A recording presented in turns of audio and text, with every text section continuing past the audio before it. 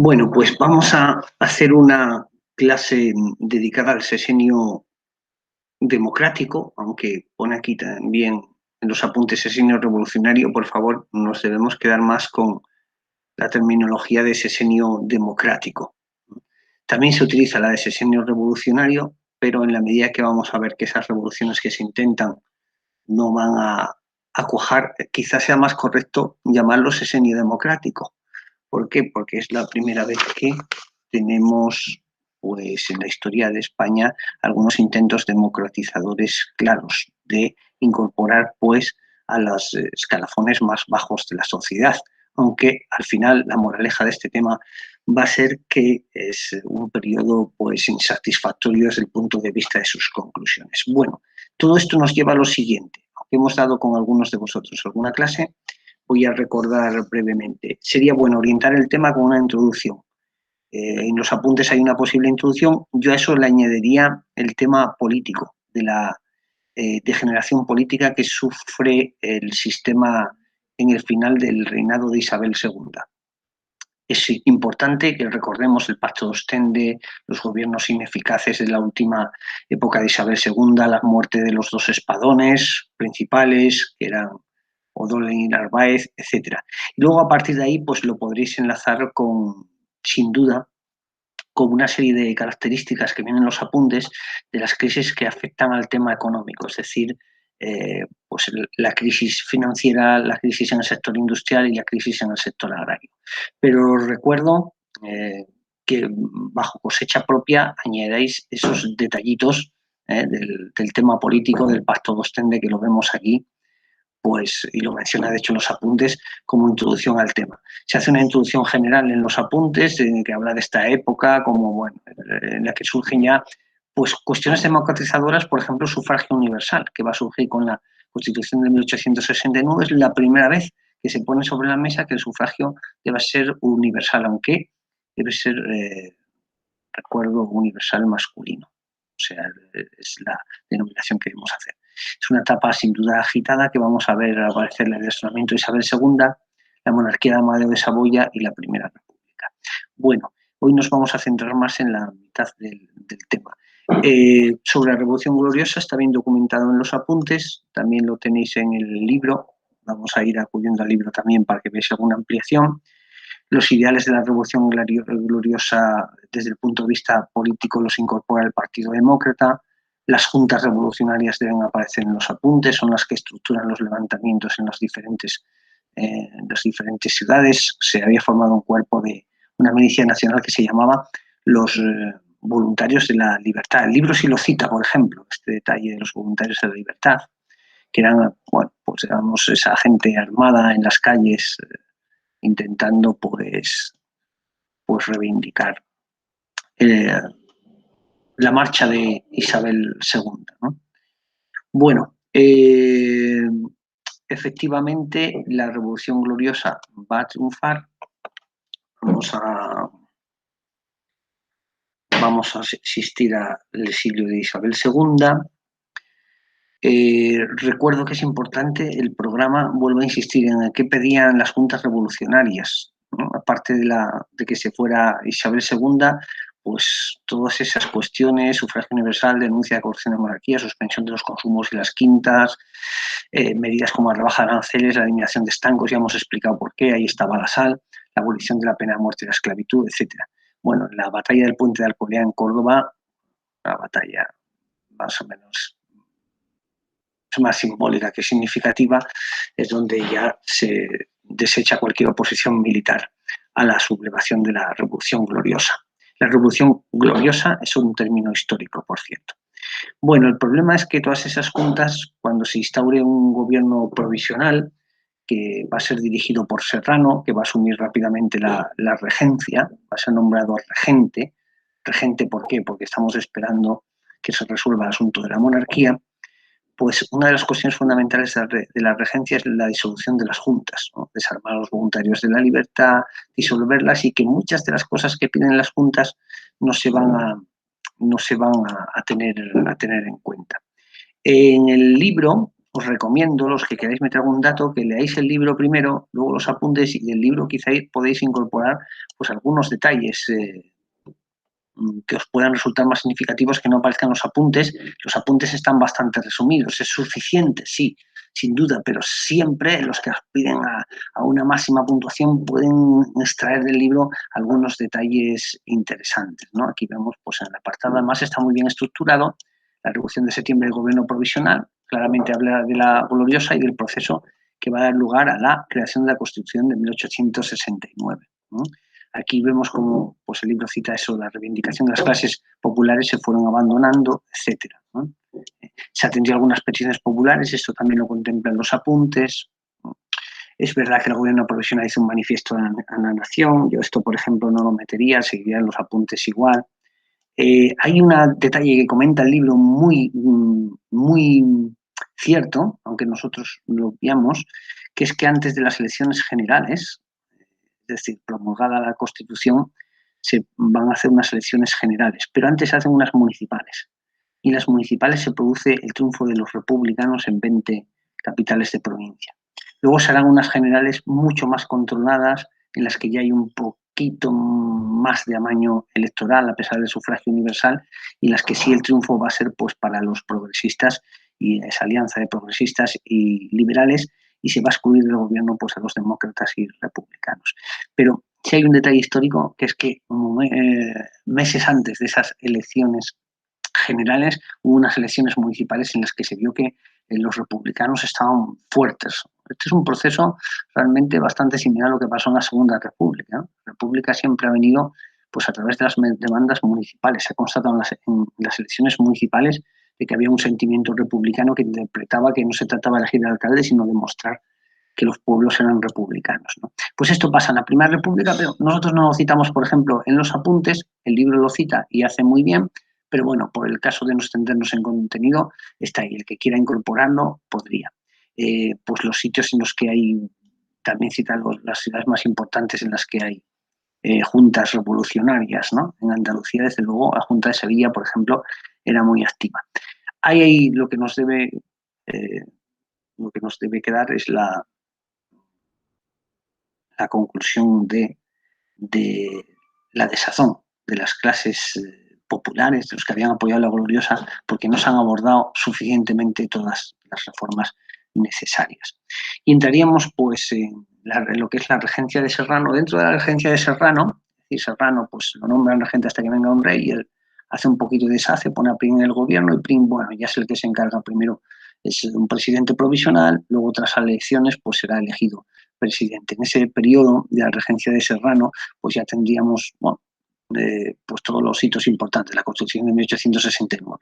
Digamos que el propio periodo de la regencia de Serrano se inicia desde el momento que la Junta Revolucionaria Central de Madrid le encarga a él que se haga cargo de todo, ¿no? Ahí ya se puede decir que ya es regente de facto. Regente, pues, mientras venga una nueva monarquía, porque esto va a ser la cuestión fundamental, que la Constitución de 1869 sigue manteniendo que España es una monarquía, aunque reconoce que hay un sentimiento republicano grande, pues sigue reconociendo que esto es una monarquía. Las características de la Constitución de 1869 son claras: el reconocimiento de los derechos, cosa que, por ejemplo, la Constitución moderada de 1845 no hacía, pasaba de largo, no los reconocía de facto, dice, bueno, ya se hablará de los derechos que tenga cada persona. Esta sí, establece el sufragio universal masculino. Un detalle muy importante es este. Aquí vemos que hay un intento democratizador muy grande de que vote pues todo el mundo dentro de las condiciones de edad de la mayoría de edad que se fijaba, creo recordar, en esta Constitución en torno a los 21 años. No sé. Es un sistema bicameral, esto sí se mantiene, 2 cámaras, Congreso y Senado, ¿no? Y también, bueno, el monarca era una monarquía parlamentaria, pero aunque no tenía derecho al veto, sí tenía todavía algunas facultades, ¿no? Podía intervenir, por ejemplo, la designación de los ministros, etcétera. Bueno, pues es un parrafito corto en que podéis citar algunas libertades: manifestación, reunión, asociación, libertad de enseñanza.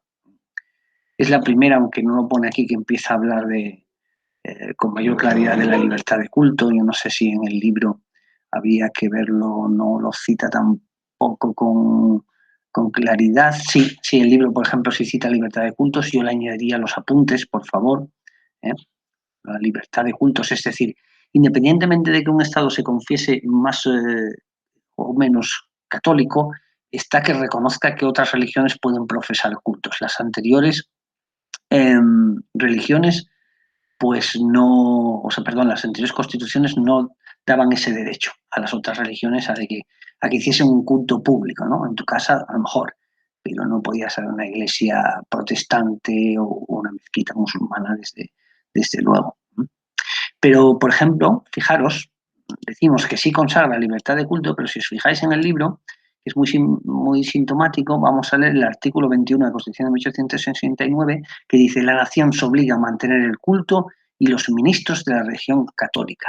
Es decir, que puede ser que no, como hacía la de 1837, no se declara de que la religión oficial es la católica, pero de facto por la puerta pequeña dice que sí va a pagar el dinero a la iglesia para que los sueldos de los curas en los pueblos, etcétera, el personal eclesiástico estén financiados. Y a la vez, aquí el artículo 21, esto es lo novedoso, dice: el ejercicio público o privado de cualquier culto queda garantizado. Ahí hay una libertad de cultos. Pero en cambio no es una constitución laica, todavía reconoce que la religión católica es la importante, ¿no? ¿De acuerdo? No sé si veis esa diferencia. Aquí no entréis en la confesión católica, simplemente añadirle brevemente que reconoce la libertad de cultos. Aquí tenéis un ejemplo, pues en este documento interesante, echadle un vistacito en el esquema y se os quedará claro. Por supuesto, la separación de poderes es algo evidente en cualquier constitución ya moderna, ¿no? Los poderes. Bien, bueno, seguimos con las cuestiones de la regencia de Serrano. La opción de la monarquía provoca la oposición de los republicanos. Tenemos aquí los carlistas, veis esta foto, pues eso, carlistas. Los republicanos, de hecho, intentan un alzamiento republicano federal en ese momento. El libro lo cita, por cierto, también. Por eso digo que podéis buscar pues algunos detalles del libro incorporados porque son muy mínimos, ¿no? Aquí pone en el libro, por ejemplo, en esta página, que es la página 159, los principales problemas a los que se enfrenta la regencia de Serrano. Una guerra colonial en Cuba en 1868, los apuntes la citan. Por supuesto, la oposición activa de los carlistas, por un lado, y de los moderados o alfonsinos, por otro. ¿Quién son los alfonsinos? Los que apoyan al hijo de Isabel II, ¿no? La dinastía borbónica, pero de la rama oficial. Los carlistas, evidentemente, apoyan pues, la rama inoficial, la que desciende de Carlos María Isidro, pero ambos coinciden en la oposición pues, a la regencia de Serrano. El acoso de los republicanos efectivamente está ahí, no aceptan la solución monárquica de la Constitución y tienen muchos diputados en las Cortes. Y, por supuesto, el descontento de las capas populares que han visto que no se han satisfecho sus demandas. Por ejemplo, aquí teníamos que en octubre de 1869, han pasado meses desde la gloriosa, hay un alzamiento republicano federal, ¿no? Y ahí aparece pues, el sentimiento del republicano unido al movimiento obrero, ¿no? Una sublevación que se extendió por zonas de Cataluña, Valencia y sobre todo Andalucía. Os recomiendo que lo introduzcáis en los apuntes. Cuando habla de la oposición republicana, pues decir que incluso promovió un alzamiento republicano federal a finales de 1869. Los carlistas, evidentemente, pues siguen con sus temas, formando partidas en las zonas que ellos habitualmente controlan, y a partir de 1872 van a nadar en un gran quebradero de cabeza con la Tercera Guerra Carlista. Y a ello, evidentemente, lo que habíamos citado, pues la guerra colonial en Cuba. Muchos de estos problemas se trasladan a la propia monarquía que va a venir ahora, que es la de Amadeo de Saboya. Bueno, aquí habla, por ejemplo, el libro del Pacto Federal de Tortosa, republicanos ya en 1869, a mitad de año, ya preparando el alzamiento ese republicano, pues ya habían firmado un pacto federalista, ¿no? Federalista de federaciones republicanas. En fin, yo quizá esto no lo metería tanto. Bueno, el bandolerismo también seguía siendo un problema. Recuerdo que la Guardia Civil se creó para eso, como los Reyes Católicos, pues la Santa Hermandad, la Guardia Civil. Y aquí, pues en el campo nos andaban con minucias y se aplicaba mucho la llamada ley de fugas, ¿no? Se mataba a la gente diciendo que querían escapar. Y tal. Dice, bueno, pues gente conflictiva, pues a lo mejor que se le detenía en varias ocasiones y volvía otra vez a la calle a delinquir y tal, pues qué mejor que se aplicase la ley de fugas y se acababa el problema. Aunque muchas veces esto se utilizaba también contra opositores políticos, evidentemente, y bueno, por supuesto no es de recibo utilizarlo contra nadie, ¿no? Saltarse el Estado de Derecho. Pero se aplicaba esto, ¿no? Más esto, pues evidentemente la aplicación, eso se sabía que se aplicaba esa ley de fuga, ¿no? No estaba escrito, pero provocaba que en el Parlamento, pues, claro, los republicanos, los que se oponían a la pena de muerte, pues se indignaran y dieran lugar a varios debates parlamentarios. Bueno, el tema fundamental es el, la búsqueda de un nuevo monarca. Bueno, por cierto, este es un contexto en que vosotros ya no visteis la peseta, ¿no? No. Aparece la peseta en España, la moneda de la peseta en 1869, recuerdo. Aparece una nueva moneda que es la peseta. Aquí pone algunas medidas económicas también. Un arancel librecambista, se vuelve de nuevo al tema librecampista, recordamos a Espartero. La desamortización del subsuelo. ¿Qué es la desamortización del subsuelo? Vender las minas para reducir la deuda. Pues de ahí tenemos que en Huelva, por ejemplo, pues vinieran los ingleses a explotar las minas, las teleras y todo aquello que tenga más constancia o sepa esa dinámica, ¿no? Bueno, aquí vemos los problemas de Argencia Serrano que estábamos citando. En el libro los tenéis un pelín, los acabamos de comentar, en los apuntes estarían pues ahí identificados. Bueno, y el principal problema es de la complejidad de la búsqueda de un monarca. Se sigue diciendo en la Constitución que es una monarquía. Bueno, llegó a haber 5 candidatos. Uno muy fuerte era el duque de Montpensier, francés, pero con ascendencia española, era nieto de Carlos III. Sí, de Carlos III, no de Carlos IV, sino de Carlos III. Sí. Era un candidato fuerte, de hecho ya había sido propuesto para casarse con Isabel II, lo había vetado Inglaterra porque obviamente pues eso tenía un linaje francés que no interesaba por el tema de equilibrios, y luego este hombre llegó a perder mucho fuelle porque eh, tuvo un duelo a muerte, bueno, a muerte, sí, con el duque de Sevilla, que era también una dinastía, creo recordar, borbónica. No estoy muy seguro, lo cierto es que mató al otro en el duelo, ¿no?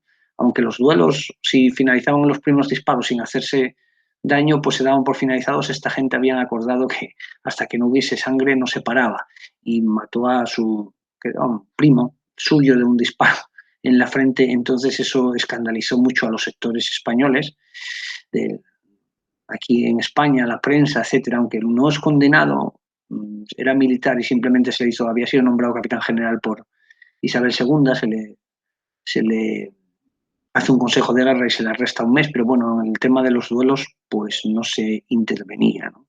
Desde el punto de vista penal. Bueno, lo cierto es que este hombre cayó en desgracia por todo ese tema, y al final la opción que va a triunfar es la que impulsa a Prim, que es de Amadeo de Saboya, ¿no? Era un rey sin mucha experiencia, un rey joven. Aquí vemos hay una revista satírica de entonces que es La Flaca, que hace todo este tipo de viñetas. Si no se lo puedo ampliar. Aquí vemos a Prim, a Topete y a Serrano, ¿no? Que tienen la corona de España en la mano y están como una especie de subasta, ¿no? Y ahí ya chinos, había un pretendiente chino, por cierto. Aquí no sé si lo veis en esta esquinita, pues tenemos a Isabel II levantando a su hijo, ¿no? A su hijo Alfonso. En fin, bueno, las viñetas de humor. Y será la candidatura de Amadeo Saboya la que vale Prim y la que consigue la que consigue salir adelante y es aprobada en el Congreso por progresistas y unionistas, los progresistas y la Unión Liberal. Por cierto, Prim en la época de la Guerra de África había sido Badras, la campaña de Marruecos, pertenecía a la Unión Liberal, luego se vuelve a los progresistas. Había sido inicialmente progresistas y vuelven los progresistas. Pero en este momento hay la alianza que sostiene el gobierno es entre progresistas y unionistas. El resto de fuerzas moderadas, conservadoras, y tenemos a los alfonsinos, los carlistas, lo que utilizaban era un retraimiento electoral sobre todo. Pues decidían cómo no participar. Pues ya no participo en las elecciones para que se vea que esto es todo un montaje o lo que sea. Bueno, volvemos a Amadeo de Saboya, que es llega a España cuando Prim había sufrido un atentado 3 días antes y por el que muere. El atentado contra Prim no está todavía muy claro. Tenía bastantes enemigos, los esclavistas cubanos. Prim estaba estudiando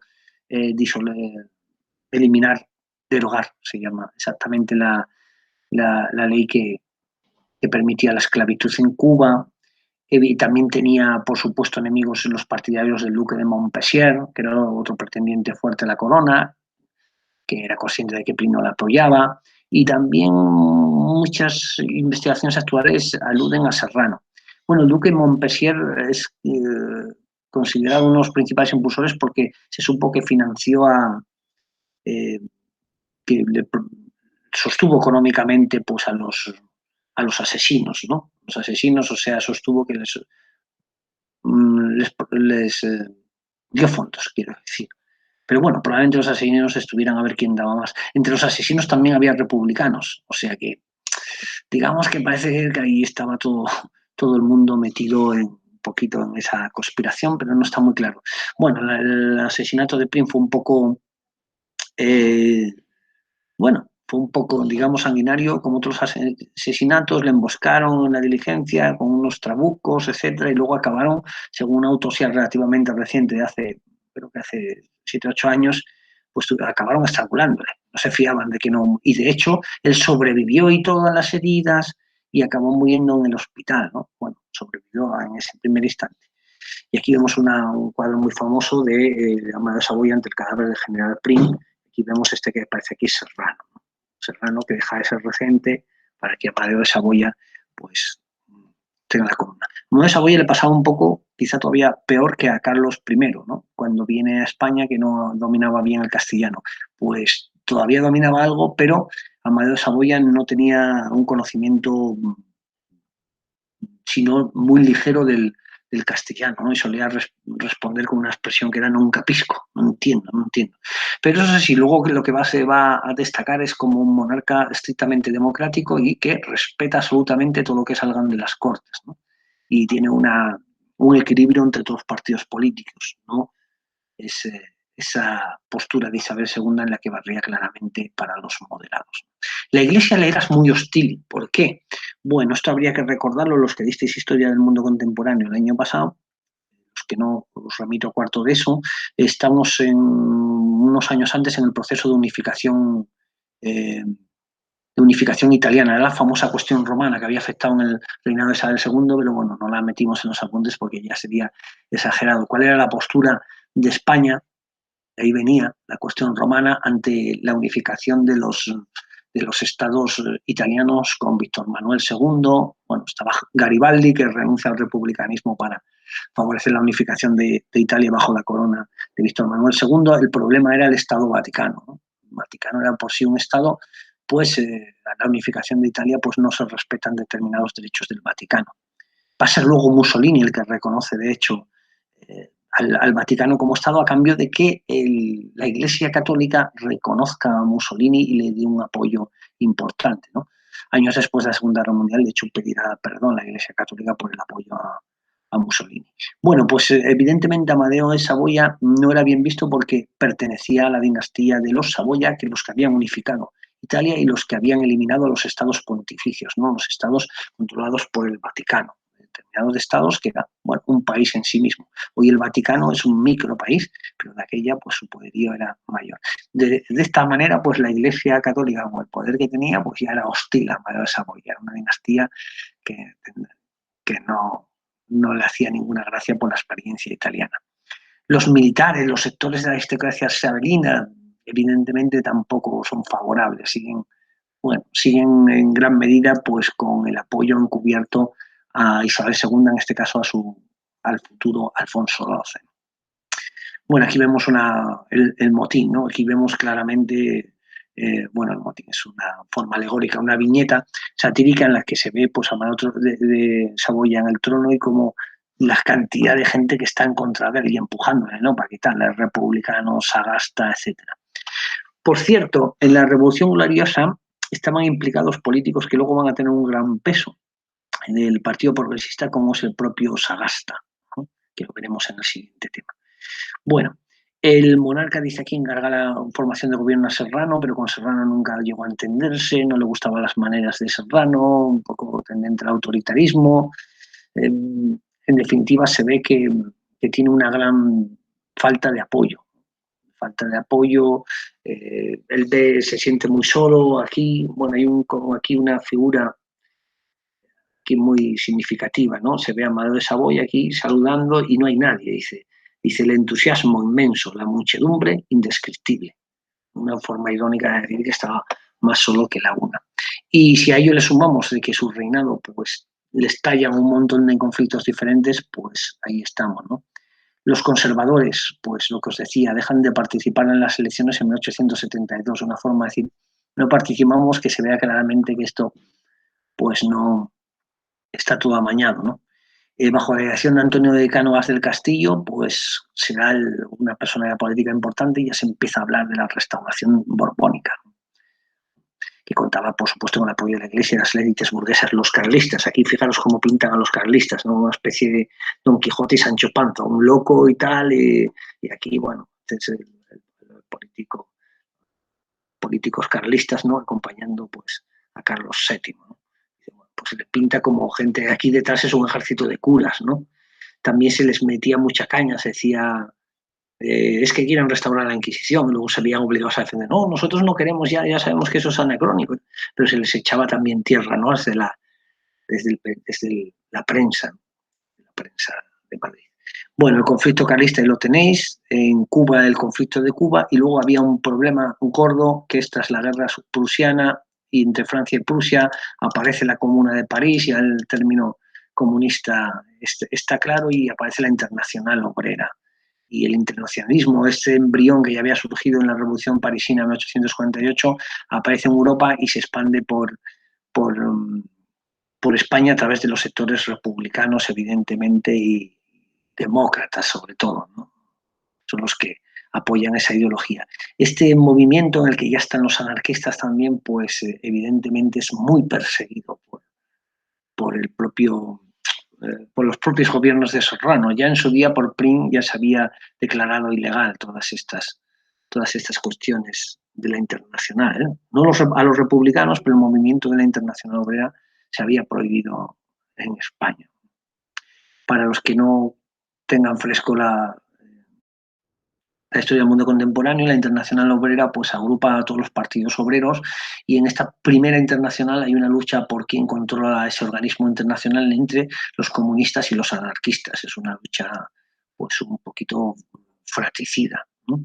El comunismo y el anarquismo, bueno, son ideologías que aunque son un espectro de izquierdas no aspiran a la misma resolución, ¿no? Si vamos a ir al paraíso obrero, pero cómo se llega es la gran diferencia, la diferencia de los métodos. Entonces eso provoca que haya un enfrentamiento sangriento entre el comunismo y el anarquismo. El anarquismo quiere llegar a ese paraíso obrero en que no hay distinción de clases, en que todo el mundo podemos vivir en una sociedad más bien ruralizada, sin que exista el Estado ni ningún organismo opresor.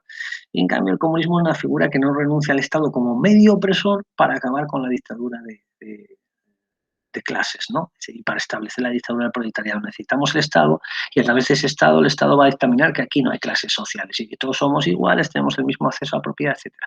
Bueno, pues esa diferencia de métodos entre comunismo y anarquismo será muy evidente en la Primera Internacional y luego llegará, bueno, en la experiencia de la Segunda República lo veremos a los grandes enfrentamientos.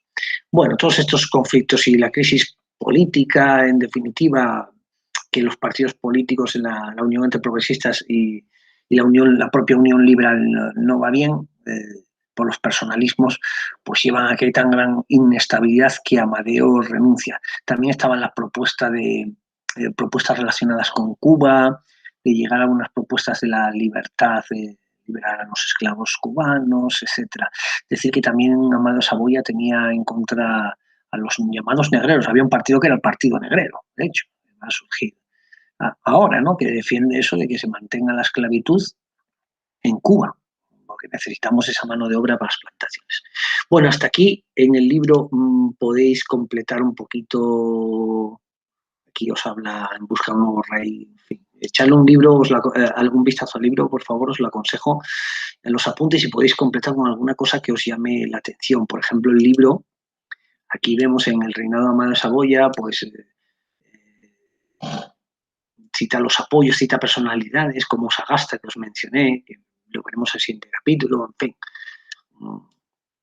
Aunque básicamente está muy igual a los apuntes, pero algún detallito siempre se puede sumar. Las fechas, no hay excesivas fechas, estamos hablando de 6 años, tampoco vamos a memorizar meses, es verdad, es evidente, ¿no? Pero bueno, las fechas que dé lugar, intentar mantenerlas, ¿no? Que no sepamos dónde nos estamos moviendo. Dentro del reinado de Amadeo, pues pone algunas cuestiones también con el arma de artillería, etcétera. Bueno, las podéis añadir si queréis o mantener lo que la tercera guerra carlista le da un poquito más de importancia, ¿no? Que hay una hipótesis sobre el asesinato de Prim. Si queréis ampliar un poquito la guerra carlista con algún detalle aquí brevemente, también puede ser posible, etcétera. Y ya para el siguiente tema nos centraríamos para el siguiente apartado del tema nos centraríamos en la Primera República. ¿De acuerdo?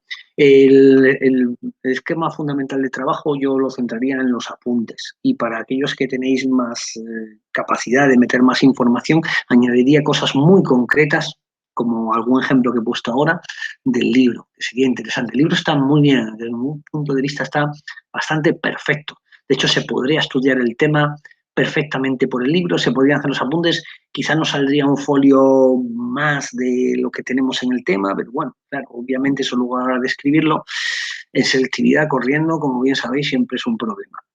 Pero merece la pena leerse el libro y luego trabajar los apuntes. Y ya digo que los apuntes es lo básico y todavía hay gente que podría coger alguna información más del libro y bienvenida sea y será muy valorada, desde luego, en los exámenes escritos también. Y el que quiera mantenerse con el material mínimo indispensable de trabajo también sería suficiente. Vuelvo a recalcar que también la expresión escrita, todos estos detalles, es cosa fundamental. ¿De acuerdo? Evidentemente, cuanto más escueto y más centrado está un material de apoyo, veas unos apuntes, pues tengo que tener cuidado qué es lo que me dejo en el tintero, ¿no? Aquí menos términos históricos, ¿no? Menos términos históricos que en otro tema, ¿no? ¿De acuerdo? Pero, bueno, hay que manejar bien los contenidos fundamentales.